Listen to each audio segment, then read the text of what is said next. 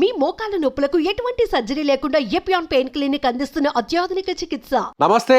తెలుగు రాష్ట్రాలకు మళ్ళీ తుఫాను ముంచుకొస్తుంది. తుఫాను ముప్పు తప్పేలా లేనట్టుగా ప్రస్తుతం పరిస్థితి కనిపిస్తుంది.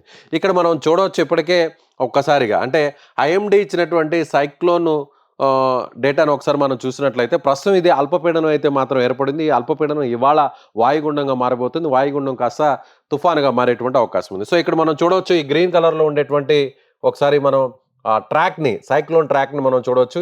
24వ తారీఖున ఇది డిప్రెషన్గా ఉంది. ఆ తర్వాత డీప్ డిప్రెషన్గా అంటే వాయుగుండంగా మారబోతుంది. 25వ తారీఖు నాటికి 25 నుంచి ఇలా పయనిస్తోంది. 25కి 26 తర్వాత ఇలా వస్తుంది. 26 తర్వాత మళ్ళీ ఇది డీప్ డిప్రెషన్గానే మళ్ళీ ఆ తర్వాత 27కి డీప్ డిప్రెషన్, ఆ తర్వాత సైక్లోన్గా మారి ఇది ఈ ప్రాంతం అంటే దాదాపుగా ఇలా ఇలా ఇలా దీని ప్రభావం ఉంటుంది. అంటే ఇదంతా తమిళనాడు.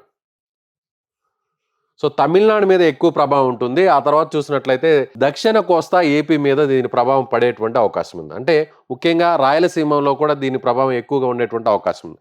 అంటే ఒకవేళ దీని రూట్ని కానీ మార్చుకున్నట్లయితే ఏపీ వైపు వస్తుంది. లేదు ఇదే అనుకున్న విధంగానే అంచనా వేసిన విధంగా అయితే తమిళనాడు మీద ప్రభావం. తమిళనాడుతో పాటుగా ఇది ఇలా వచ్చినప్పుడు ఈ ప్రాంతం అంతా కూడా దీని ఇంపాక్ట్ ఉంటుంది. అంటే ఇక్కడ దక్షిణ కోస్తా ప్రాంతం ఉంటుంది, రాయలసీమ ప్రాంతం ఉంటుంది. ఇక్కడంతా కూడా పూర్తిగా దీనివల్ల ఇబ్బంది పడేటువంటి అవకాశం ఉంది. సో ఒకసారి మనం వీడియో పరంగా చూసినట్లయితే దీని ప్రభావం ఎంతవరకు ఉంటుంది అనేది ఒకసారి మనం పరిశీలిద్దాం. ప్రస్తుతం ఇది ఇక్కడ కేంద్రీకృతమైంది అల్పపీడనంగా.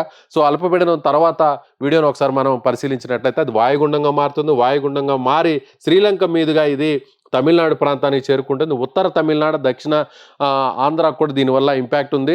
సో ఇక్కడ మనం చూడవచ్చు 26వ తారీఖు నాటికి ఈ విధంగా అది ప్రయాణిస్తుంది. సో ఇది పయనించిన తర్వాత 27 నాటికి తీరానికి దగ్గరగా వచ్చేటువంటి అవకాశం ఉంది. 27, 28 నాటికి.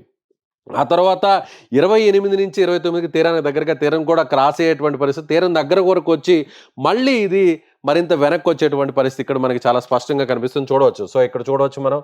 సో ఇదంతా కూడా తమిళనాడు ప్రాంతం, చెన్నై, పుదుచ్చేరి ఈ ప్రాంతంలో దీని ఇంపాక్ట్ ఎక్కువగా ఉండేటువంటి అవకాశం కనిపిస్తుంది. అదేవిధంగా దక్షిణ కోస్తాలో నెల్లూరు, తిరుపతి, చిత్తూరు, కర్నూలు, కడప ఈ ప్రాంతాల్లో కూడా వర్షపాతం కురిసేటువంటి అవకాశం ఉంది. సో రాబోయేటువంటి 25వ తారీఖు నుంచి 29 వరకు దాదాపుగా అంటే ఇక్కడ చూసినట్లయితే 30 వరకు కూడా దీని ప్రభావం ఉంటుంది. అంటే 27 నుంచి కూడా మనకి చూసినట్లయితే 25 నుంచి 30 తారీఖు అంటే పర్టికులర్గా చెప్పాలంటే 27, 28, 29 ఈ 3 రోజులు దక్షిణ కోస్తా రాయలసీమలో కుండపోతుగా వర్షాలు కురుస్తాయి.